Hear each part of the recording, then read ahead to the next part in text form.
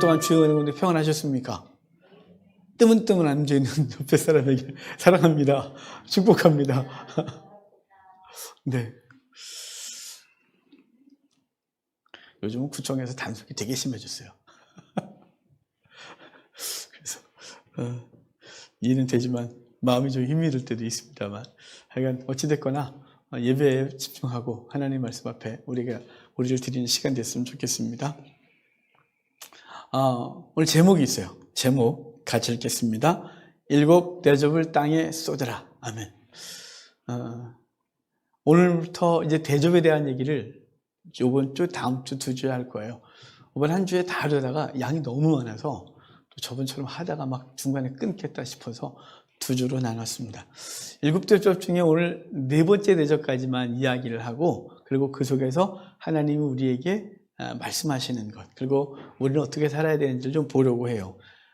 사실 요한계시록 16장이 제일 두려운 장이에요. 왜냐하면 7 대접을 다 쏟아 다 죽여버린다는 거거든요. 죽여버린다니까 이상하네요. 다 심판하고 끝내버리겠다는 얘기가 16장이에요. 그래서 16장 말이 굉장히 두렵게 다가오는 장인데, 사실은 한편에 있는 사람들은 되게 두렵지만 다른 한편 성도들은 절대로 두려워할 이야기가 아니에요.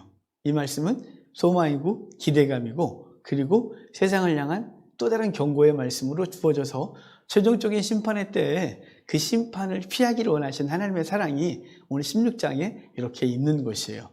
그 16장 말씀을 보면서 우리 하나씩 이제 보도록 하겠습니다. 자, 우리 16장 1절 같이 읽겠습니다. 또 내가 들으니 성전에서 큰 음성이 나서 7 천사에게 말하되 너희는 가서 하나님의 진노의 7 대접을 땅에 쏟으라 하더라. 아멘. 이제 하나님의 심판이 진행되는 거예요. 우리 그동안 인, 나팔, 대접이라는 이것을 봤어요. 인은 하나님의 계획이라고 했어요. 그래서 인 계획 이렇게 말하라 그랬죠. 그러니까 인재앙, 나팔재앙, 대접재앙 이렇게 말하지 말라고. 그게 우리로 자꾸 헷갈리게 한다고. 인은 계획이에요. 하나님이 이 세상을 어떻게 사랑하셔서 어떻게 그 영혼들을 건지시며, 그 영혼 건지는 주의 백성들, 전도자와 주의 백성들은 어떤 희생을 치를 것이며, 그렇지만 결과적으로 최종적인 구원과 승리와 심판이 어떻게 있어질지를 얘기를 하는 게 인이었어요. 그래서 인은 하나님의 계획이다, 이렇게 알자 그랬죠. 그리고 7 나팔은 나팔 경고 이렇게 기억하라 그랬어요. 3분의 1씩만 죽는다 그랬죠. 그래서 3분의 1씩 육해, 수천, 황유, 뭐니 또 땅에, 하늘에, 바다에 등등 이렇게 재앙이 쏟아지면 그것이 3분의 1씩 심판을 당한다. 그것을 통하여 믿는 자들은 깨어있게 하고, 믿지 않는 자들은 하나님의 심판을 생각하며 죽게 돌아오길 원하시는 하나님의 경고의 나팔이라 라고 했어요. 그런데 그 경고의 나팔에도 아무도 돌아오지 않고 도리어 우상하게 나아가더라, 강팍해졌다 라고 했죠. 그래서 복음 전도자들이 나가 복음을 증거하는 얘기를 쭉 하다가 이제 그 복음 증거가 맞춰지고 이제 최종적인 심판에 대한 얘기를 하는 게 대접이에요. 그래서 인, 계획, 나팔, 경고, 대접, 재앙 또는 대접, 심판 이렇게 기억하라고 그렇게 정의하고 성경을 보라고 제가 전에 말씀드렸었어요. 그러니까 인으로 하나님의 계획을 얘기했다면 경고를 통하여 최종적인 심판이 있을 것과 주의 백성을 구원받을 것에 대한 얘기 계속 했었단 말이에요. 이제 그것의 최종적인 실천, 그리고 그것이 헛소리가 아니라 그것은 진실이었고 그것은 반드시 성취가 된다는 얘기를 하려고 오늘 대접 심판을 얘기를 하는데 7개의 대접을 쭉 쏟아내고 있는 거예요. 우리 15장을 지난주에 봤는데 15장 1절에 마지막 심판이라 이렇게 표현했었거든요. 마지막 재앙이라 하나님의 진노가 있다 이렇게 말하면서 그런 얘기를 하고 성도들은 하나님을 노래하고 있었어요. 그래서 모세의 노래, 어린 양의 노래를 불렀고 다시 대접의 심판에 대한 얘기를, 7 심판에 대한 얘기를 쭉 연결했었어요. 그리고 오늘 16장으로 연결되고 있는 것이죠. 여기 여기 성전에서 큰 음성이 나서 7 천사에게 말하되 너희는 가서 하나님의 진노의 7 대접을 땅에 쏟으라 그러죠. 성전에서 그랬대요. 왜 성전에서 그랬을까요? 그 백성들이 어디 있었어요? 성전에서 노래했어요. 자, 15장 좀 보실래요? 15장 5절 우리 지난주에 봤던 얘기예요.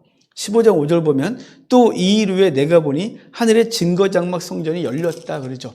증거장막 성전이 열렸다. 이것은 좋은 긍정적인 의미가 아니라 그것이 열려 율법 교회가 마치 율법의 교회가 열려서 율법의 비춤을 당하여 죽임을 당하듯이 증거장막 성전, 그냥 성전이 아니라 증거장막 성전이 열려 그 율법의 비춤으로 그 율법의 저촉을 당하는 자. 그러니까 믿지 않는 모든 자들이 그들의 행위로 심판이 있을 것에 대한 얘기라는 게 증거장막 성전이 열렸다 말했단 말이에요. 그 성전에서 하나님의 말씀이 그 큰 음성이 나서 이르되 일곱 천사에게 말하되 너희는 가서 하나님의 진노의 일곱 대접을 땅에 쏟아라 그래요. 자, 일곱 대접은 뭐예요? 하나님의 진노를 담은 대접인 거예요. 하나님의 진노를 담은 대접 일곱을 쏟아라 이렇게 말하는 거죠. 이 쏟다, 이 말이 헬라어로 에케오 그러는데요. 이게 붓다, 쏟다, 따르다 이렇게 쓰였어요. 그런데 이 단어는 구약 히브리어를 헬라어로 번역한 성경을 70인역이라 그래요. 셉투아진트 그래서 70인역 그렇거든요. 한 주전 270여 년경에 알렉산드리아에서 유대인 랍비들 70여 명을 모아서 70여일간 번역해서 그때부터 모세오경을 시작으로 해서 쭉 구약 성경을 번역한 걸 70인역 그러는데 그 70인역은 당시 국제 언어였던 헬라어로 번역을 했어요. 그런데 그 헬라어 70인역에 에케오가 어떤 때 쓰였냐면 대부분 제의적으로 쓰였어요. 제물에 피를 부을 때, 또 포도주를 부을 때, 또 정결례에 물을 쏟을 때, 다 제사 제도에서 죄를 끊어내고 그리고 하나님 앞에 무엇인가를 드릴 때, 그럴 때 쏟으라 이 말이 쓰여졌단 말이에요. 에케오라는 단어가. 그러니까 일곱 대접을 땅에 쏟으라 이 말은 마치 그것이 쏟아져서 정결례 물이 뿌려져서 부정이 씻겨 나가듯이, 그리고 그 제물이 정결케 되듯이 그것을 부으라 이 말이에요. 그러면 세상을 향하여 하나님께서 이걸 부으라고 하시는데 이것이 부어지면 제의적으로 어떤 상황이 벌어졌냐면 그 부정이 씻겨졌고 그 죄악이 사라졌단 말이에요. 바로 이 땅에 하나님께서 진노의 대접이 문제인 거죠. 그걸 쏟으면 이 땅에 거룩한 주의 백성들 어떻게 했냐면 이미 14장 말에서 구원받았어요. 14장 마지막 부분에 두 가지 추수가 있었다 그랬죠. 하나는 곡물을 추수하여 창고에 드리는 것을 갖고 성도가 구원받은 걸 얘기했고, 그리고 포도송이를 추수하여 짓밟아 그 피가 1만이전 스타디온에 찬 것을 얘기하면서 믿지 않는 대적을 심판한 것을 14장에서 얘기했다 그랬고, 15장에선 그 구원받은 자들이 하나님 앞에서 모세의 노래, 어린 양의 노래를 부르고 있었다 그랬어요. 그러니까 구원받은 자들은 하나님 앞에서 노래 부르고 있고, 이제 믿지 아니하는 자들이 여전히 땅에 있어 그들을 심판하는 얘기가 16장이란 말이에요. 그러니까 이 땅에 진노의 대접을 받는 자들은 성도가 아닌 거예요.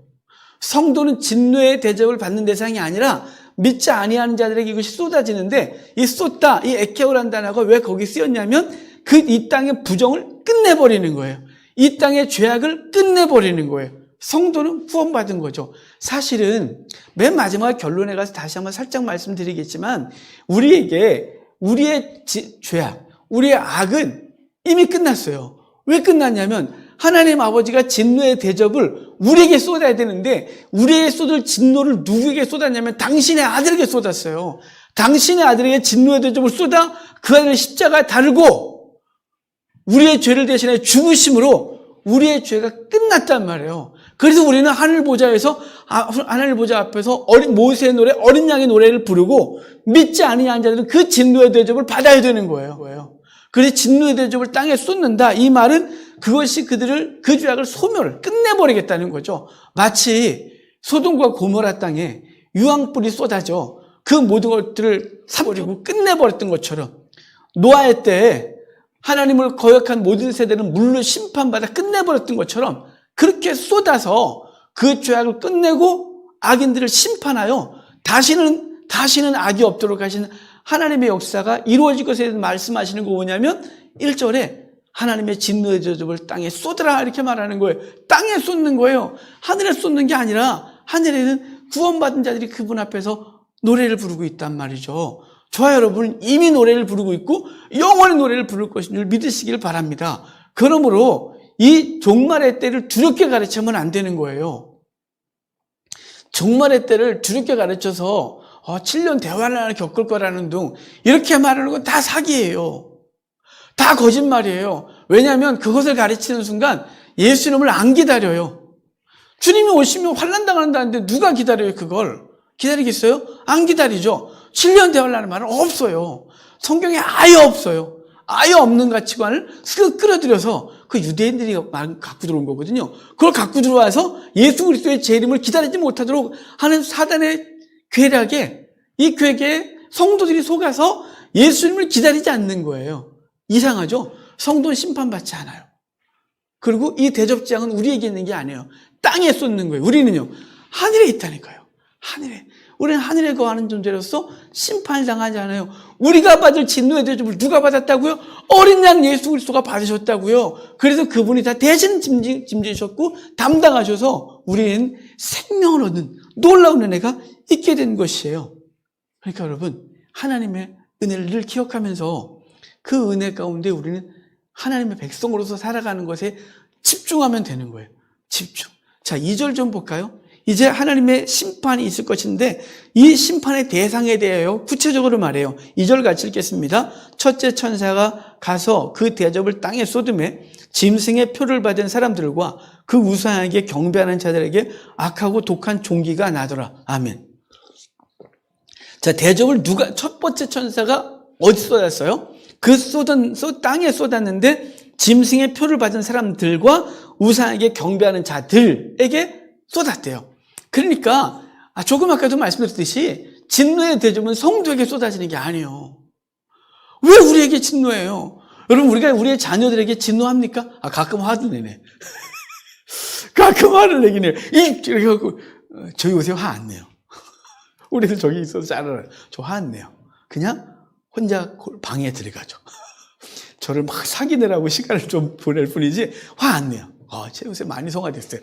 자녀들에게 화를 내는 건 사실 그 자녀를 미워해서거나 죽이려고 하거나 끝내겠다는 뜻이 아니죠. 대부분 우리의 못된 성품이 그렇게 하기도 하고, 그리고 긍정적으로는 그 자녀가 바른 길을 가고 바른 선택을 하고 나은 삶을 살게 하기 위해서 그런 것뿐이지 우리가 그렇게 하지 않아요. 여러분, 하나님의 자녀는 우리에게 하나님께서, 우리 탁월하신 아버지께서, 그 인지하신 아버지가 우리 진노의 대접을 쏟을 수 없죠. 진노의 대접은 누구에게 쏟냐면 거기 말하잖아요. 짐승의 표를 받은 사람. 우리 짐승의 표 언제 받았나요? 13장 후반에 이렇게 받죠. 13장 후반에 13장에 두 짐승이 올라오죠. 하나는 바다에서 올라온 짐승, 하나는 땅에서 올라온 짐승. 바다에서 올라온 짐승은 세상 권세를, 그리고 땅에서 올라온 짐승은 거짓 선자를 말하는데, 거짓 선자가 세상 가치관을 따르지 않으면 육륜표 받지 못해요. 세상 방법대로 살아야 육륜표 받아요. 그거 받아야 경제적으로 잘 살 수 있어요. 거래할 수 있어요. 부자 될 수 있어요. 성공할 수 있어요. 라고 말해 사람들이 받으려고 하니까 14장에 이렇게 말했죠. 받지 마! 14만 4천 외에는 새 노래를 배울 자가 없느니라, 이렇게 말했단 말이에요. 그러니까 세상 가치관을 받아들이고 그것을 절대화하고 하나님보다 우선하고 하나님을 섬기듯이 세상을 섬기는 모든 사람들과 그 우상에게 절한 자들, 똑같은 얘기예요. 그 우상에게 절했다는 그 가치관에 무릎 꿇어 그 가치관대로 살아가는 자들, 그들에게 진노의 대접이 쏟아지고 있다, 이렇게 말씀하고 있는 거예요. 여러분, 성도는 하나님의 감동하시고 하나님이 말씀하신 대로 사는 존재임을 기억하셔야 돼요.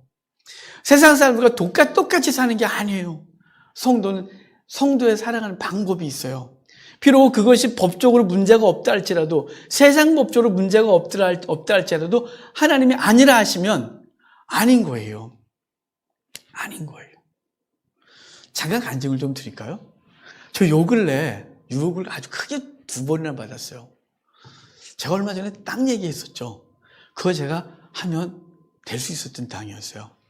그건 정말 그런데 하나님이 아니야. 그래서 아닐게요. 그랬어요. 왜 자꾸 저한테 요새 땅의 유혹을 주시는 거예요? 얼마 전에 또 땅을 누가 주시겠다고 했어요. 그리고 그것을 돈 없어요 했더니 평생 그냥 있을 때 조금씩 갚으시고 통도관할 때 쓰세요. 그래서 그거를 하려고 했어요. 근데 하나님 앞에 며칠을 기도했어요. 근데 마음이 자꾸 뺏기는 거예요. 제가 그랬거든요. 하나님, 제가 서울 목회를 그만둘 때까지는 통독은 마음 안 둘게요. 그래서 꿈을 꾸지만 거기에 마음 뺏길 수 없어요. 우리에게 맡긴 영혼, 내가 지금 해야 될 일에 마음을 뺏겨야지 거기서 땅이 생기고 마음 뺏길까봐 안 해요 그랬는데 요 근래 2번이나 그렇게 아주 그냥 내가 받으면 되는 것이었어요. 그냥 받으면 되는 땅들이 2번이나 저에게 왔어요. 지난주에 1번 왔어요. 그래서 하나님 앞에 기도를 했어요. 그런데 기도하는데 일단 눈만 감으면 그 땅이 보이고 눈만 감으면 그 땅에 뭘 짓지? 어떻게 짓지? 이런 생각이 자꾸 드는 거예요. 그래서 벌써 마음이 뺏겼다 싶었어요. 근데 마음을 뺏겼다고 생각했는데 욕심은 나잖아요. 잡으면 되는 거니까요. 받으면 되는 거였어요. 당장 돈 안 줘도 돼요. 그것도 아주 헐값에 몇십 년 전에 샀던 값으로 줄게요. 그래서 그냥 요즘 돈도 아닌 돈을 그냥 주면 됐어요. 그냥 받으면 그 땅을 바닷가 좋은 땅을 얻을 수 있었어요. 그런데요, 하나님이 꿈에 2번이나 제게 말씀하셨어요. 너무 무섭게 말씀하셨어요. 우리 전에 김상문 목사님 계셨잖아요. 그분이 꿈에 나타나서 그랬어요. 한 목사, 제가 집회를 취소했었나 봐요. 제가 어떤 큰 집회 찬양 인도자였는데 청년 때 제가 했었는데 찬양인데 그때 무슨 상황에서 제가 찬양을 못하겠다 그랬더니 저때 그 집회가 그냥 취소됐어요. 김 목사님 저를 부르시니 그래요. 한 목사, 그거 왜 취소했어? 그래서 상황이 그랬다 그러니까 다시는 너한테 사람이 안 올 거야. 너를 아무도 안 부를 거야. 그러시는 거예요. 그래서 깜짝 놀랐어요. 또 잠들었어요. 꿈을 꿨는데요. 제가 길을 지나가는데 어떤 청년이 자살했다는 거예요. 그래서 왜 죽었대요? 그 친구는 그랬더니 그래요. 그 친구가 목사님이 5일 집회하겠다고 5일 성경 전체를 집회하는 그걸 기다렸는데 그걸 기다리고 있었는데 목사님이 그거를 취소하는 바람에 그 친구가 하나님 말씀 못 듣고 죽었다는 거예요. 제가 그래서 그 자리에서 꼬꾸라서 엉엉 울었어요. 엉엉 울다가 눈을 떴어요. 너무 무서웠어요. 너무 무서웠어요. 하나님이 내게 맡겨준 게 말씀 가르치는 거였는데 내가 지금 딴 데 마음 팔았구나. 내가 땅 욕심이 있었구나. 내가 통도건 하면서 그건 내 욕심이었나 보다. 그래서 그날 아침에 일어나서 저 집사람한테 안 해. 그거 안 받아. 안 해, 이제. 그래서 내려놨어요. 여러분, 그거 받는다고 될까요, 제가? 저 그거 받으면 바닷가에 좋은 거 건물 짓고 제가 낚시하면서 커피 한 잔 탁 하면서 언제든지 오시면 우리 하립교회 기도원 사으면서 막 별꿈을 다 꿨어요. 근데요, 그게 아니었어요. 죄 아니었지만 하나님의 백성은 살아가는 법이 있는 거예요. 주님께서 아니야 그러면 내려놔야 돼요. 예스 그러면 그것이 죽을 짐을 다하여 갈 길이면 가야 하는 것이에요. 여러분, 우상 앞에 절하지 마십시오. 세상 가치관에 세상 욕심에 무릎 꿇지 마십시오. 그러면 하나님 보시기에 아름답지 않은 존재가 되는 것이에요. 당장 취한 것 같으나 그것이 우리를 망칠 수 있고 나는 취했는데 누군가가 내 옆에서 죽어가고 있다면 그건 통곡할 일 아니겠어요? 그래서 제가 하나님 앞에 너무 감사했어요. 그 땅을 제가 못 취했지만 하나님 저한테 강하게 말씀해 주신 그것이 너무 커서 심장이 뛰고 그날 너무 행복했어요. 하나님 저한테 이렇게 예민하게 말씀해 주셔서 정말 감사해요. 주님 정말 감사해요. 라고 2번이나 요 근래 땅에 대해서 이렇게 제가 잡기만 하면 됐던 걸 하나님 말씀해 주실 때마다 아니죠. 그럼 내려놓고 아니죠. 그럼 내려놔서 그러니까 인간적으로 약간 서운한 게 저 구석에 있지만 전혀 서운하거나 그러진 않아요. 은혜에 너무 감사해요. 저를 이렇게 예민하게 반응하게 해주시고 이야기해 주시고 평강 주시고 다 내려올 수 있는 마음 주셔서 감사해요. 여러분, 융표 받지 마십시오. 그 우상에게 절하지 마십시오. 그러면 당장 얻는 것 같으나 결과가 비참해질 것이에요.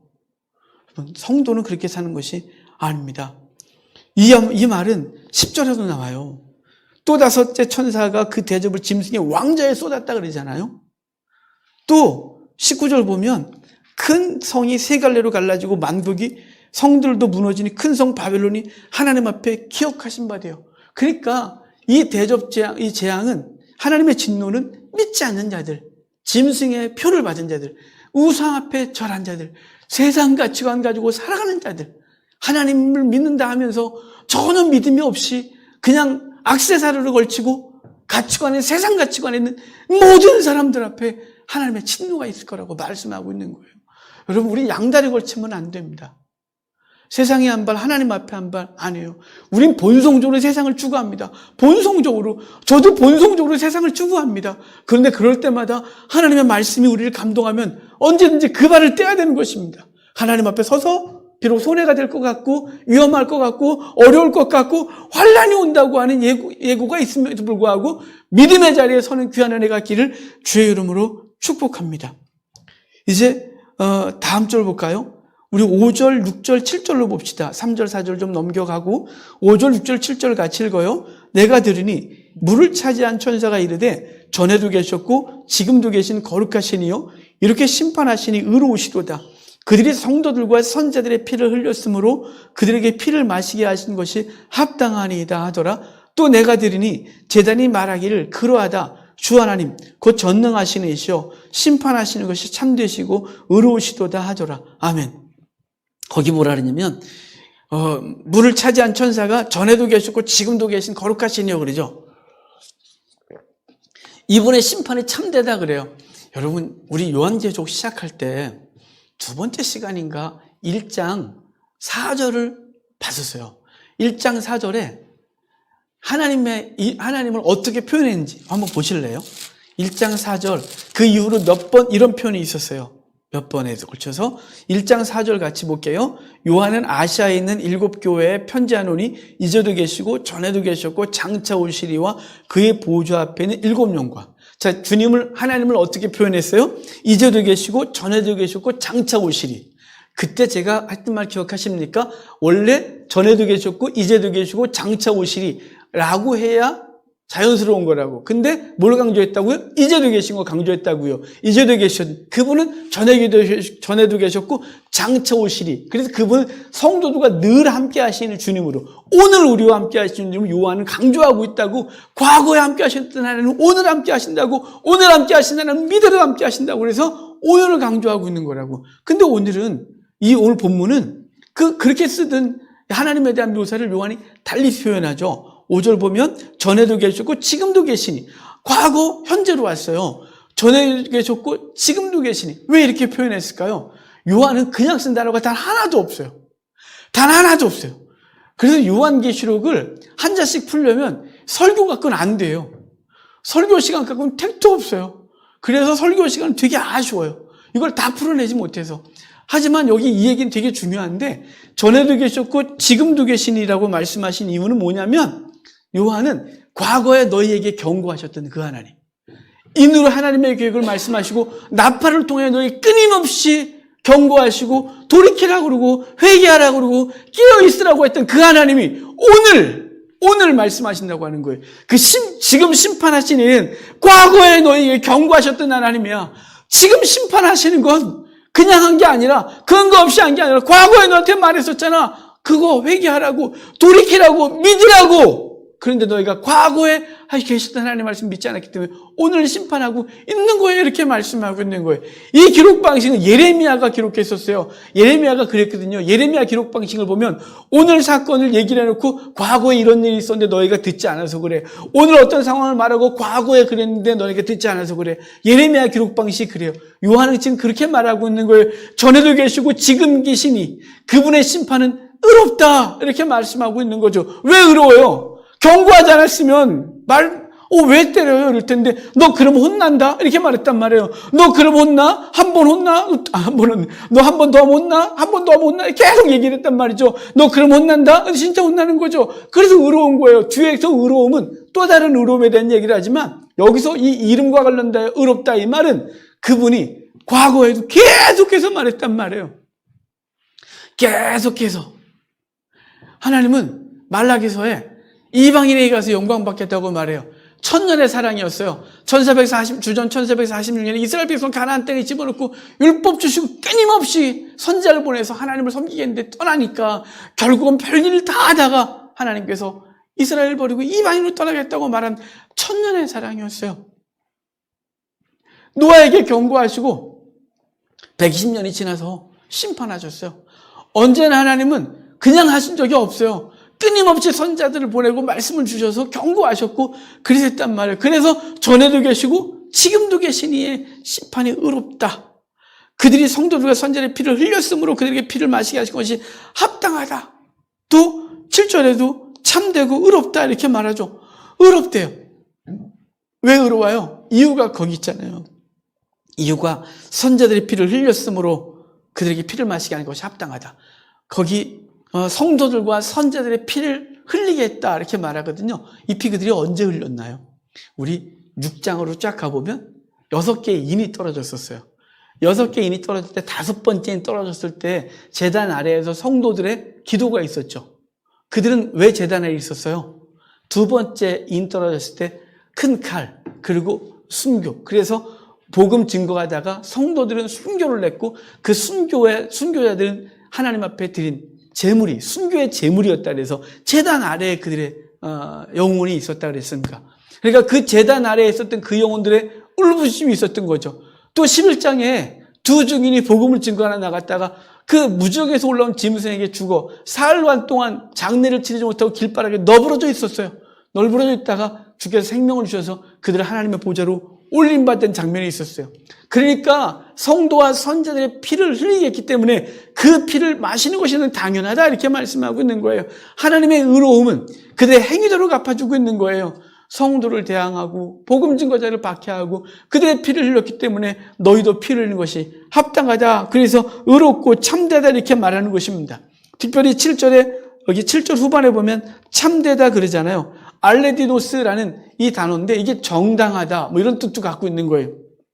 그래서 현대어 성경은 정당하고 의롭다 이렇게 했어요. 근데 사실 정당하고 의롭다, 참되고 의롭다 이 말은 같은 의미의 말을 다른 단어를 쓴 거예요.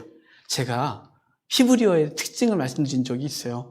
히브리어는 똑같은 단어나 비슷한 문장이나 이런 걸 2번 이상 반복하면 강조하는 거라고. 그러니까 하나님께서 진노의 대접을 땅에 쏟아 그들을 심판하시는 것은 정당하다. 그것은 의롭다. 이걸 강조하고 있는 거예요. 그분은 절대로 불의하신 분이 아니라 그분이 갑자기 확 화가 나갖고 욱해갖고 확 아무 생각 없이 확 우리가 지금 그런 게 아니라요. 우리 인간의 못된 성품들은 그런 것이 아니라 주님은 철저히 계획하셨고 철저히 그들을 사랑하셨고 철저히 복음 증거자를 보냈고 복음이 땅끝까지 증거될 때까지 기다리셨고 그 복음은 의미 있게 각 사람에게 증거될 때까지 기다리셨고 그 증거가 되었기 때문에 그 증거를 받았음에도 불구하고 그들이 주님을 영접하지 아니하고 회개하지 않았기 때문에 그 심판하신 것이 합당하다, 정당하다, 의롭다, 참되다 이렇게 강조하고 있는 것이에요. 여러분, 그러므로 우리는 그 심판이 세상에 임하기 전에 기회가 있는 거예요. 최종적인 주의 강림을 통해 심판하시기 전에 기회가 있는데 그 기회는 누구에게 주어졌냐면 증거자들, 전도자들에게 그 영혼을 건질 수 있는 기회가 주어진 거예요. 그 요한계시록 맨 마지막에 보면 이래요. 천사들과 성도들이 신부들은 나가서 증거한다고. 천사와 신부가 성도가 나가서 전하라고 말하고 있는 거예요. 그게 요한계시록 맨 마지막에 우리에게 요구하고 있는 거예요. 그러니까 우리는 나 구원받았으니까 괜찮아. 우린 진노 없대. 쟤네가 진노를 당할 거래. 아니 여러분 생각해 보십시오. 내 형제, 내 자매, 내 친척, 내 엄마, 내 아빠, 내 자녀가 심판을 받을 거라는데 괜찮아요? 그럴 수 있어요? 그럴 수 없죠. 내 자녀가 고난을 당하면 차라리 내가 당하는 게 낫죠. 내 배우자가 어려움을 당하면 내가 당하는 게 낫죠. 내 부모가 어려움을 당하면 내가 당하는 게 낫지 않아요? 그게 본성 아닌가요? 그런데 어떻게 구원에 대해서, 이 믿음에 대해서는 이렇게 여유로운지 알 수가 없어요. 믿음은 굉장히 여유로운 것 같아요. 안 믿으면 말라 그래요. 걔는 그거 믿어요. 아니요. 그렇게 할 수 없는 거예요. 가서 예수 믿으라고, 이거 안 믿으면 큰일 나는 거라고 해서 날마다 기도하고 만날 때마다 얘기하고 사정하고 때로 한 번만이라도 예수 믿어달라고 한 번만이라도 내 말을 진지하게 들어달라고 그래서 그 영혼을 건져내야 되는 것이죠. 그것이 이 땅에 우리가 살아가는 이유인 거예요. 그런데 거기 보면 이제 7절 좀 봐요. 또 내가 들으니 제단이 말하길 그러하다 이렇게 말하죠. 제단이 말했대요. 제단이 말하다 주 하나님과 전능하시니 심판하시니 참되고 어렵다 그래요. 왜 제단이 말할까요? 제단이 갑자기 말을 하고 무슨 이소부화도 아니고 왜 말할까요? 제단이 말했대요. 아까 우리 분명히 말했어요. 6장에 5번째인 떨어질 때 제단 아래에서 성도들이 기도했잖아요. 그래서 제단과 관련된 이야기가 그 6장 9절부터 해서 있는 19절부터 있는 그 인에 대한 5번째인 떨어질 때부터 해서 오늘 본문 여기까지 제단이라는 단어가 8번 나오는데 그 관계는 7번 기록돼요. 7번이 제단과 관련될 때 뭘 하냐면 성도들의 희생과 관련되고 성도들의 기도와 관련되고 성도들의 기도가 하나님께 상달되어 진노가 쏟아지는 것과 관련돼서 이 제단이 계속 7개의 절을 통하여 기록하고 있는 거예요. 성도들의 기도, 성도들의 울부짖음, 그것에 대한 신원하심이 제단이 말하고 있는 거예요. 제단이 말했다. 이 말은 그래 맞다. 내 백성들이 여기서 죽었어. 이 내 아래에서 피를 흘렸지. 그러니까 너희를 피를 흘린 것이 정당하고 참된 거야 라고 말하는 것이 똑같은 거죠.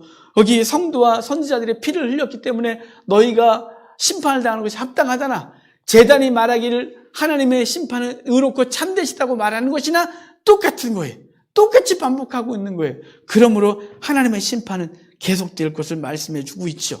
자, 그 다음에 8절 9절 볼까요? 마지막 부분 8절 9절 같이 읽어요. 넷째 천사가 그 대적을 해에 쏟음에 해가 권세를 받아 불로 사람들을 태우니 사람들이 크게 태워진지라. 이 재앙들을 행하는 권세를 가지신 하나님의 이름을 비방하며 또 회개하지 아니하고 주께 영광을 돌리지 아니하더라. 아멘. 넷째 천사가 그 해를 담은 대접을 쏟았대요. 그러니까 그 불이 사람들을 태웠다 그러거든요. 요한계시록은 약간 상징적으로 되고 그래요. 실제적으로 사람을 태울 수도 있겠죠. 그런데 이 태우다 이 단어가 구약 성경에서 어떻게 쓰였냐면, 그 이스라엘 백성들이 땡볕 아래에 있을 때, 아주 뜨거운 태양 아래에 있을 때, 그것이 그 어떤 풀이 마를 때, 이럴 때 쓴 거예요.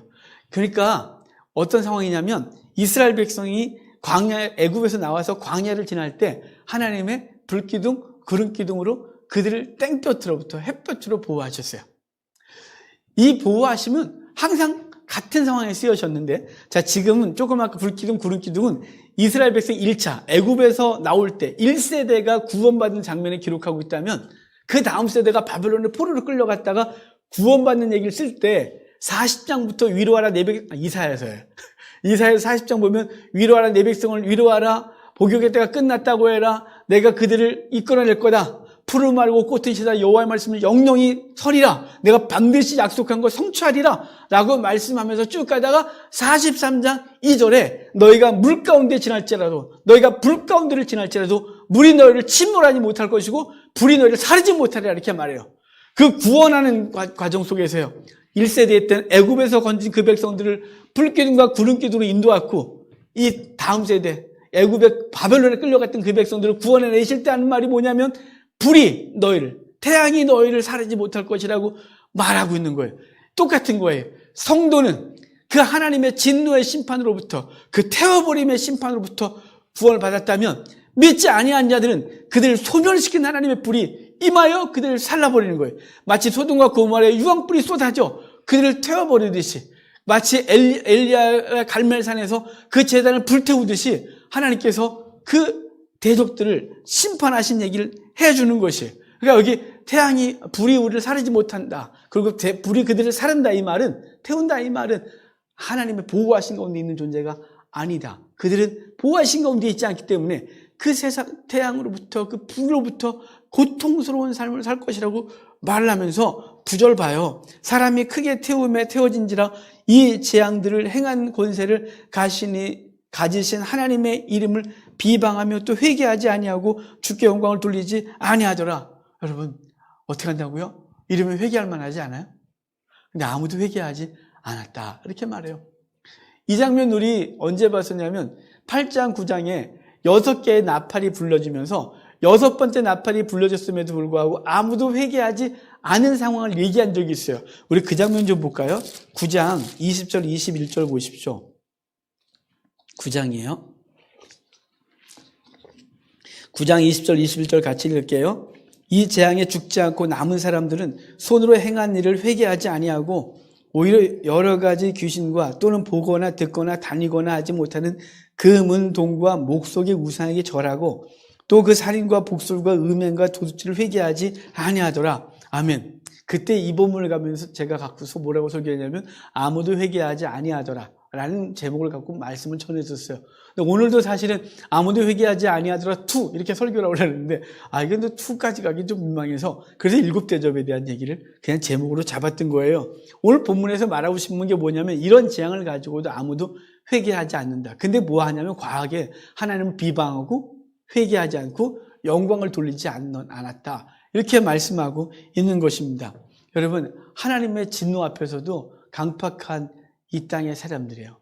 여러분 사실은 본능적으로 어려움이 오면 하나님의 백성들과 하나님의 백성이 아닌 사람들의 선택이 달라져요.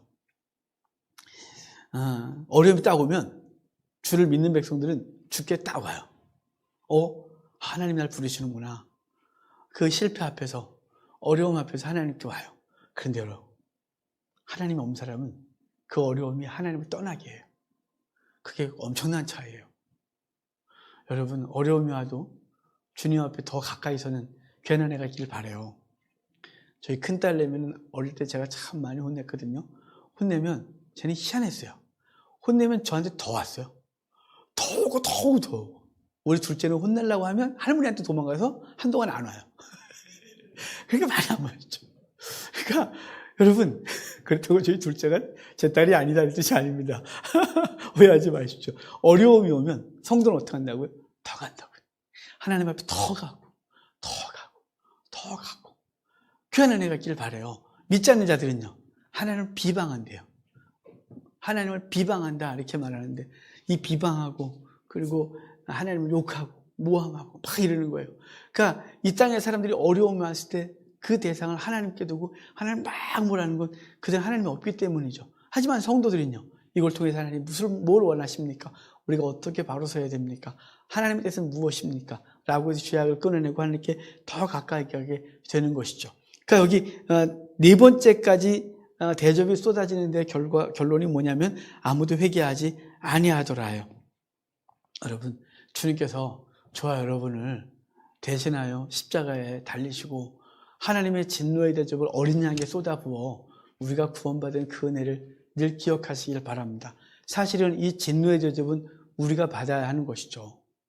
우리의 공로가 아무것도 없었는데, 우리가 지금 예수를 믿어도 온전치 못한데, 우리가 신앙생활을 한다고 하면서도 온전치 못한데, 저도 목사임에도 불구하고 목사로서 온전치 못한 게 한두 개가 아니라서 하나님 앞에 늘 부끄러운 것밖에 없는데, 진노의 대접을 받는 것이 아니라 우리는 모세의 노래, 어린 양의 노래를 부르는 존재가 되었고, 믿지 않는 세상은 하나님의 진노의 대접을 받는 세상이 됐다는 사실이에요.